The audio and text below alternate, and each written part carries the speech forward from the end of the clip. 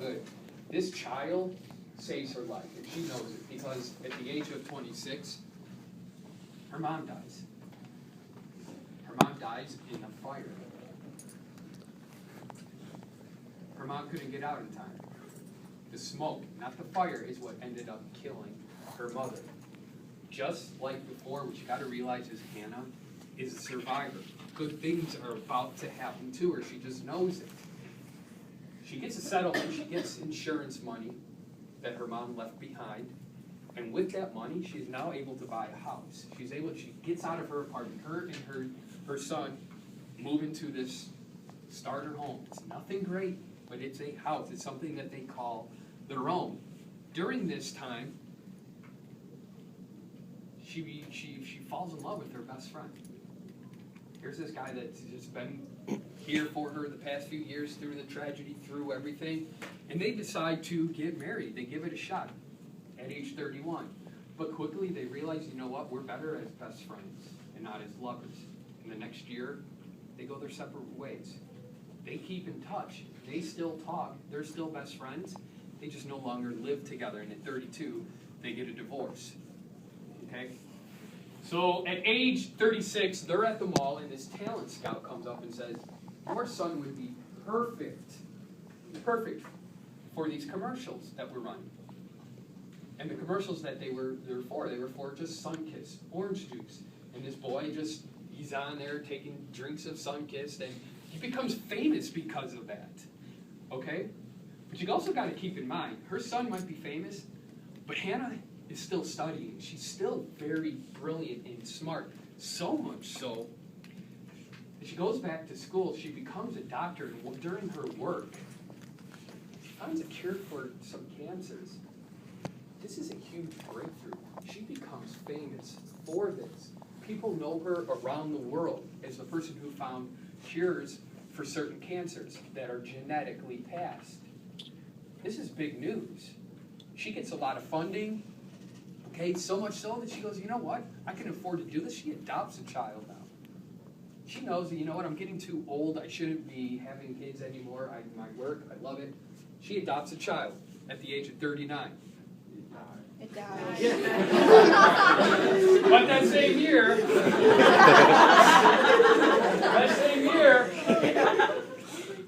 the child passes away peacefully in her sleep.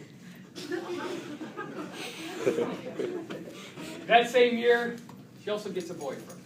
It's been a rough year. She just needs someone to be able to just kind of talk to, but she's also missing that intimate relationship that she can't share with her best friend or her ex-husband. So she does get a boyfriend, and just like before, she rushes into it, and she gets married at the age of 40.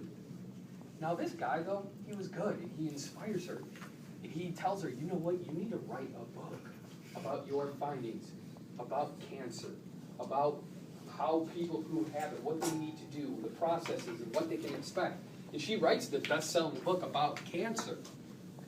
Luck keeps improving because at the age 52, she ends up winning the lottery. She doesn't win one of these $100 and something million, but she wins one that's $3.5 million. She's already had a lot of money, but now it's just added money for her to put into her pocket. Now with this extra money, and she's invested smart, she's starting to invest in buying hospitals. But the hospital, the very first one that she buys, she learns valuable lessons because she gets sued because some of the doctors in there malpracticed. They left the gauze in there and sewed the person back up, and they were getting sued for that. Luckily for her, she had insurance that covered it. But she knew this was something that going forward, she would have to understand and make sure that all the hospitals had the proper procedures to handle this and to get the proper insurance. Age 62, she finally does the one thing she always wanted. Since her days of playing with toy Barbies and horses, she ends up buying a horse. Why? Because she wants one.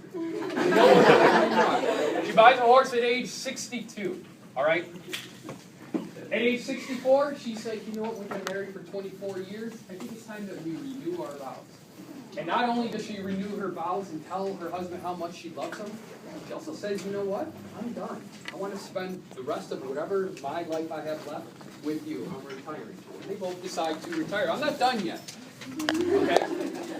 At age 82, age is really taking an effect on her that she runs over a dog with her mobile chair. It was a little Chihuahua puppy. You couldn't see that little Chihuahua puppy.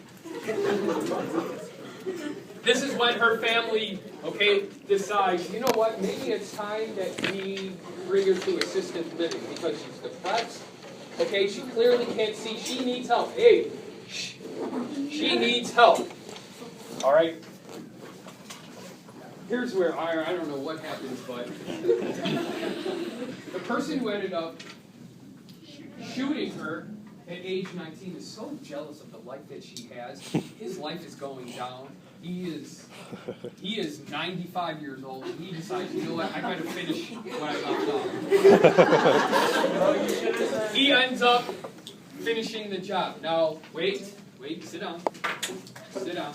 There's more to this story. So we have this story of this tragedy, and like you guys, you created it.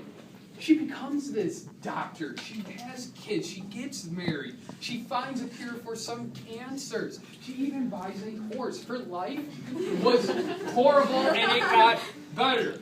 Okay? But there's one thing I forgot to tell you.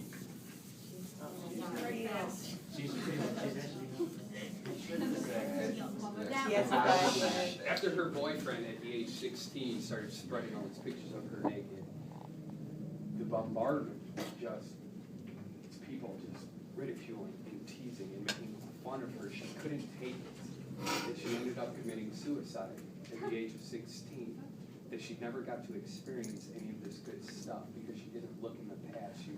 Or future, I should say. She was looking at the past. She was living in the present, but she couldn't see the future. Tomorrow, we talk about suicide. See you then.